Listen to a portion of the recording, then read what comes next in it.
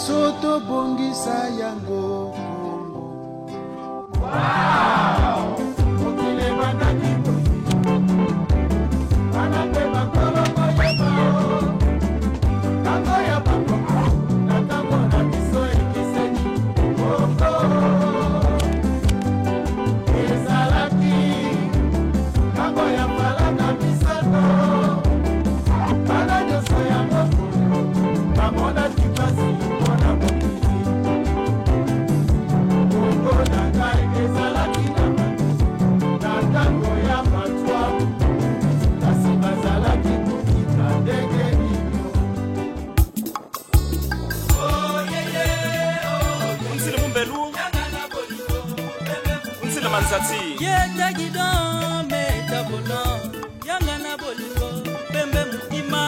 Bisolo vaku nyoko kuyulu.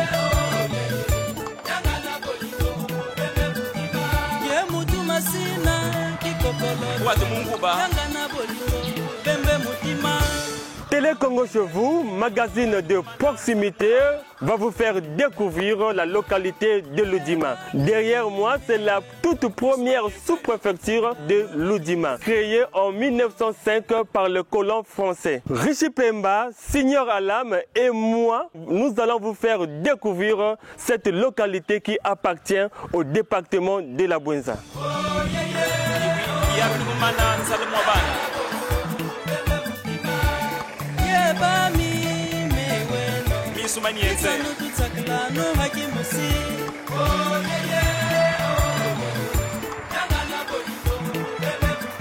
Le nom Loudima, c'est une rivière qui va du district de Bokosongo jusqu'ici. Loudima prend sa source dans les plateaux d'Ondo, donc vers Bokosongo. On l'appelle déjà Loudima. Et donc part de Bokosongo, pour être précis, que vous connaissez. Et cette rivière arrive, traverse plusieurs localités et arrive ici. Et c'est ici que la rivière a donné son nom à la localité. Ce n'est pas les premiers habitants qui ont choisi ce nom. À l'arrivée des Blancs, ils ont demandé le nom de cette rivière-là. Ils ont demandé le nom du fleuve Nyari. Et voilà comment on leur dit que cette rivière-là, c'est la rivière Loudima.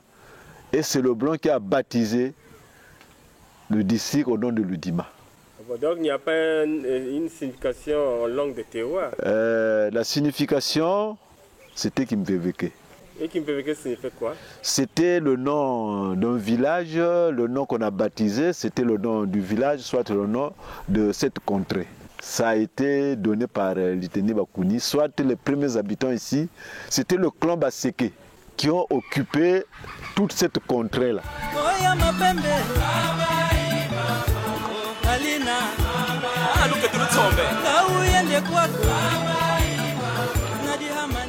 Bungumwele était le premier arrivé.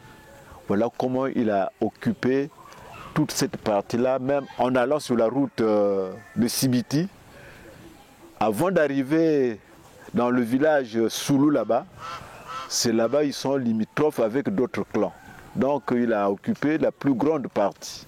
Les premiers occupants de cette terre sont les Bakouni. Et le terme Kouni, c'est ceux qui plantent, Kukuna, planter. Et à partir de là, on a trouvé certainement l'ethnie Kouni. Mais il faut remonter plus loin dans l'histoire. C'est l'ethnie qui descend de l'Angola, du Congo d'Antotila, en passant par le Mayombe. Voilà comment ils arrivent ici. Au moins, il n'y a aucun doute que les Bakouni sont Congo. Ils viennent de l'ancien royaume de Congo, l'actuel Angola. C'est là-bas que nous avons nos origines. Ici, c'était des terres Téké. Les Congos, en fuyant les guerres de l'ancien royaume de Congo, dans la désintégration de ce grand royaume de Congo, les communautés ont remonté pour se retrouver dans cette partie, qui était une partie Téké. Ici, les Kouni, les Kamba sont arrivés certainement très tôt. Les Téké étaient déjà en train de se replier pour se retrouver peut-être vers les plateaux, hein, au-delà des plateaux des cataractes. Mais sur les plateaux Bembe, je crois que la présence Téké est restée jusqu'au moment où le Congo arrive. Et donc il y a une coexistence entre les Congo et les Téké. C'est pour ça que quand vous êtes à Mouyonzi, vous avez des noms à consonance Téké.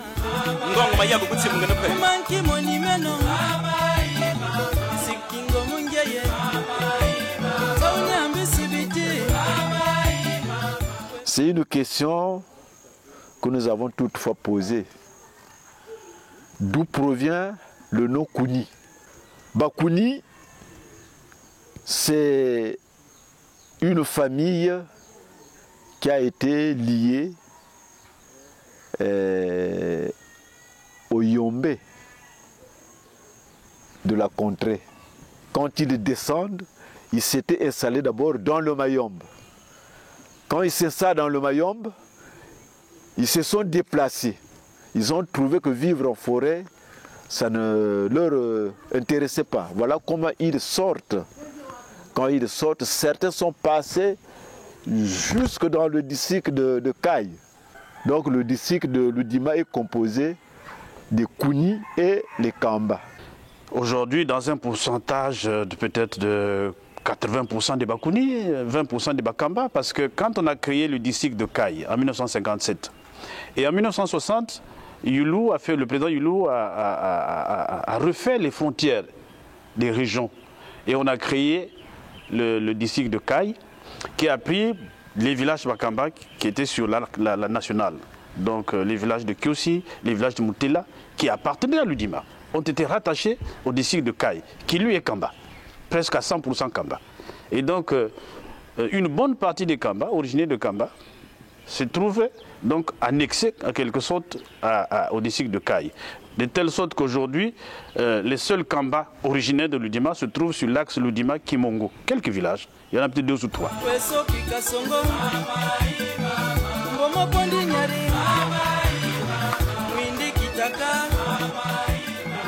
Le lieutenant Stanley, il était belge.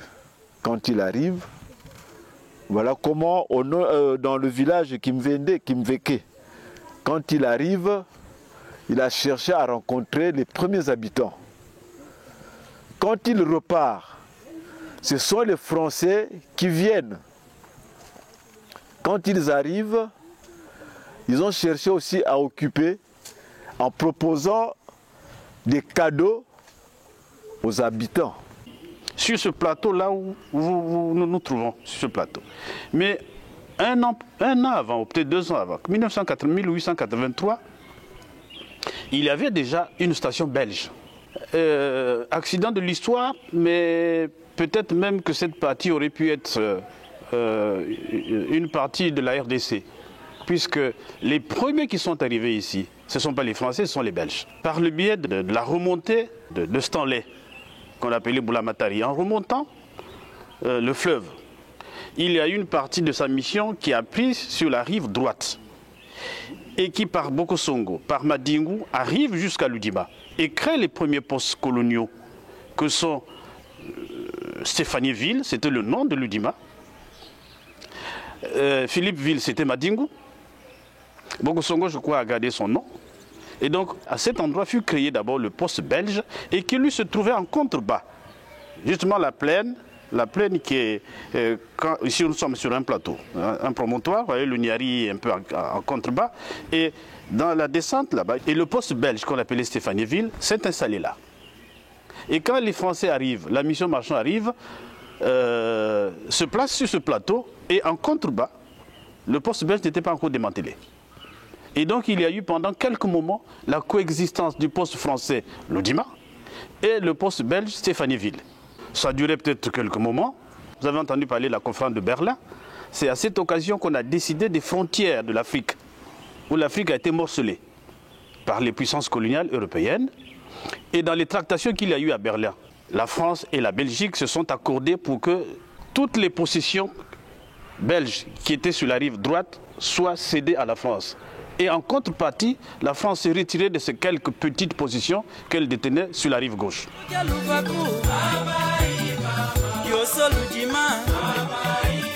En 1910, on crée l'AIF, l'Afrique équatoriale française. Donc la France commence maintenant à réorganiser l'administration sur ses terres, sur ses positions coloniales. Et Loudima va donc prendre une importance historique. Rapidement, Loudima devient chef-lieu du département du Niari. Mais le Niari, ce n'est pas le Niari, petit Niari, là. C'était un Niari qui prenait la Lekoumou, qui prenait une partie de la Bouenza jusqu'en Kayi et qui prenait le Niari actuel, à Nianga-Louessé, jusqu'aux confins du Gabon. C'était ça le Niari. Et Loudima était chef-lieu. Quand il s'installe, il y avait le problème du caïman. Le caïman faisait rage à Loudima. Les caïmans ont intimidé le blanc. Ils ont vu comment le caïman attrapait les personnes. Ils se sont dit non, nous devrons nous retirer ici. Ils ont demandé encore, est-ce que vous ne pouvez pas nous placer sur un autre terrain? Voilà comment on les a érigés ici. Malgré ça, le caïman continuait. Le Dima était déjà placé, c'est le district de Ludima. On ne pouvait plus changer le Dima. Sinon, le chef-lieu du Niari serait ici à Ludima. Et tout ceci a contribué à faire perdre à Loudima son statut. Problème d'eau, problème de crocodile, le climat, semble-t-il, les colons pensaient que Dolisie, qui est à l'entrée du Mayon, a un climat plus doux. Et donc on a transféré, lorsque on a inauguré le chemin de fer en 1934, on a créé la station de Dolisie, la gare de Dolisie, et Loudima va perdre petit à petit son influence au profit de Dolisie, jusqu'à perdre son statut de chef-lieu du département. Et Dolisie deviendra, et depuis toujours, le chef-lieu du Niari.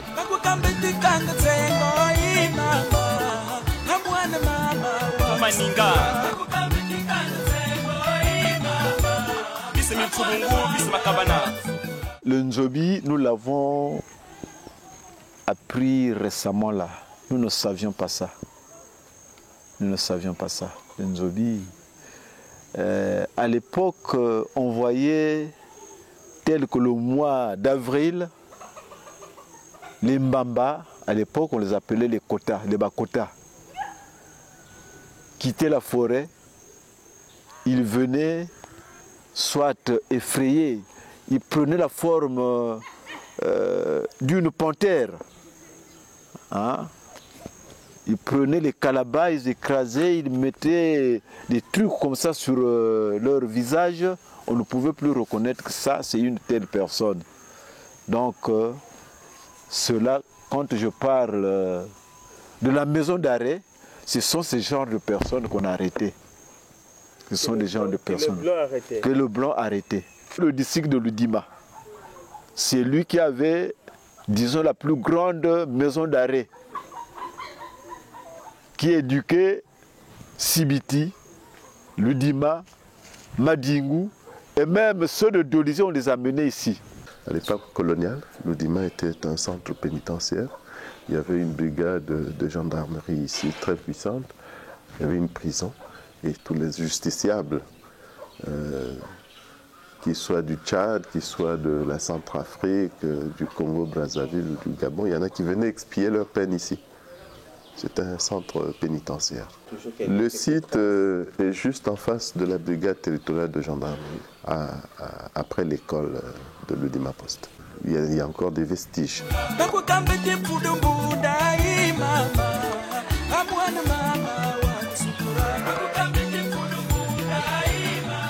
Nous sommes dans le quartier appelé vulgairement quartier administratif. C'est le quartier où habitaient les fonctionnaires qui étaient en poste ici. Mais derrière moi, il y a un vieux bâtiment. Ce bâtiment-là, c'est un bâtiment colonial qui servait de prison pour tous ceux qui commettaient politiquement dans le continent, disons dans les pays africains, à savoir le Tchad, la RCA, le Cameroun, le Gabon. Et on les envoyait ici au Congo, bien sûr. Et on disait qu'on les envoyait. Vulgairement, on disait que on les envoyait au Tchad. En fait, ce n'était pas le Tchad comme tel, mais c'était ici qu'on les envoyait. Ces bâtiments que vous voyez là, c'est des bâtiments qui ont vieilli, c'est des bâtiments que le colon avait laissés. Et maintenant, aujourd'hui, les fonctionnaires ont essayé de les innover en les occupant et ça leur sert maintenant d'habitation.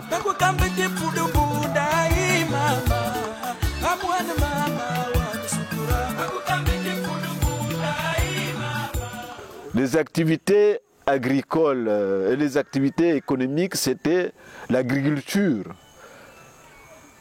Bon, Les parents ne voulaient pas travailler.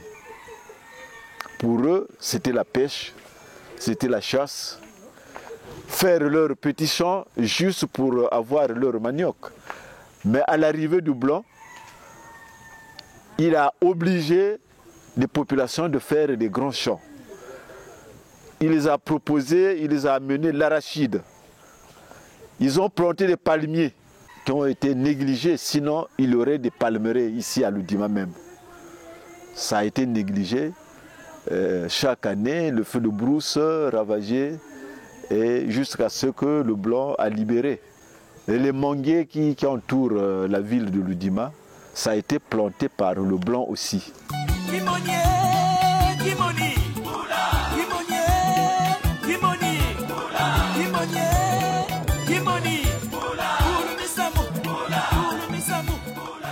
Dans le cadre traditionnel, comment vous réglez vos problèmes quand il s'agit vraiment de régler les problèmes au niveau chez les Bakounis, À l'époque, c'était quoi? Deux familles s'opposent pour un problème. Quand le problème est important, on appelait cela Kierolo. Il faut veiller pour régler ce problème. Vous commencez soit à 22h, 21h, 22h pour régler ce problème-là jusqu'à demain matin pour trouver une solution. Pour trouver une solution, donc vous devrez d'abord veiller. Et de part et d'autre, vous avez des sages, vous avez des sachants qui vous posent des questions, qui cherchent à connaître pourquoi cette personne soit est partie de cette famille dans cette famille. Il faut expliquer cela. Donc, c'était pour chercher à délivrer cette personne-là qui est partie de cette famille à une telle famille, à une autre famille. Comment délivrer cette famille-là? Donc vous devrez traiter ce problème-là tout en veillant toute la nuit. Vous veillez toute la nuit, on vous pose des questions, vous expliquez, on vous pose des questions de part et d'autre, vous expliquez. Et quand on trouve le flou, on dit non, je remets, ou vous continuez à garder cette personne-là. Il y avait des symboles, les symboles tels que un chef qui est né chef. Le symbole, c'était la peau d'une panthère.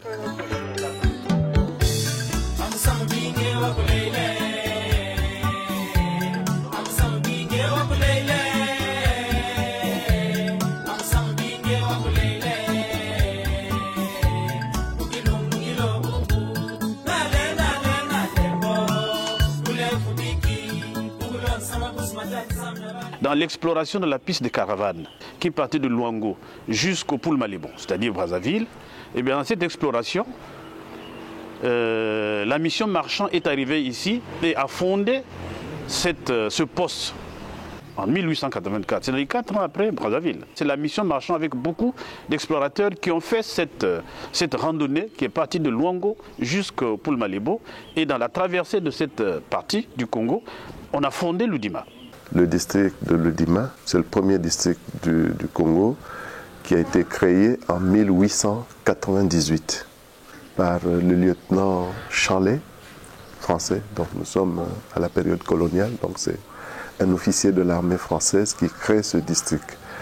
Et ce district n'était pas ici où nous sommes. Ce district était à 2,5 km d'ici, à l'embouchure de la Loudima, sur le Niari. Donc, à l'endroit où le Niari, la rivière Loudima se jette dans le Niari.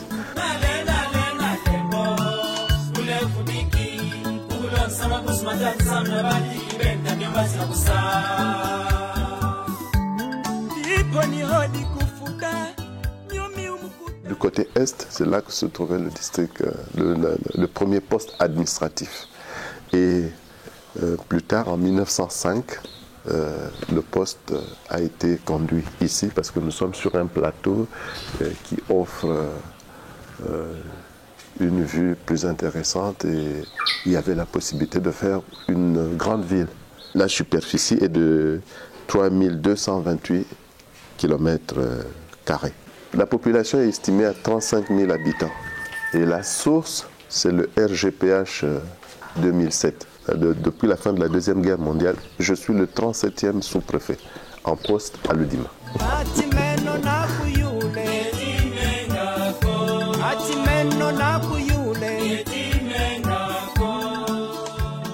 Le district de Lodima, depuis 1969, est rattaché au département de la Bouenza.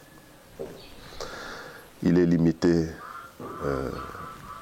à l'est par le district de Kai, dans le département de la Bouenza, au nord-est par le district de Sibiti, département de la Lekumu, au nord-ouest par le district de Makabana, département du Niari, à l'ouest par le district de Louvakou, département du Niari, et au sud par le district de Kimongo, toujours dans le département du Niari.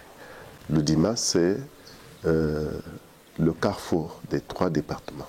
C'est l'intersection des trois départements du Niari, de la Bouenza et de la Lekumu.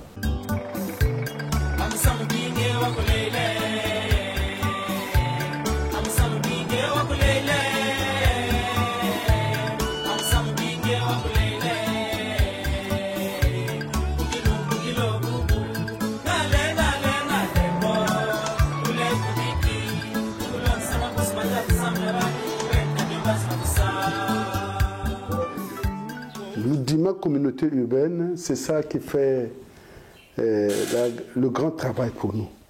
Contrairement à nos confrères qui ont une seule entité dans la globalité, chez nous à Lodima, la communauté urbaine est subdivisée en deux sous-entités.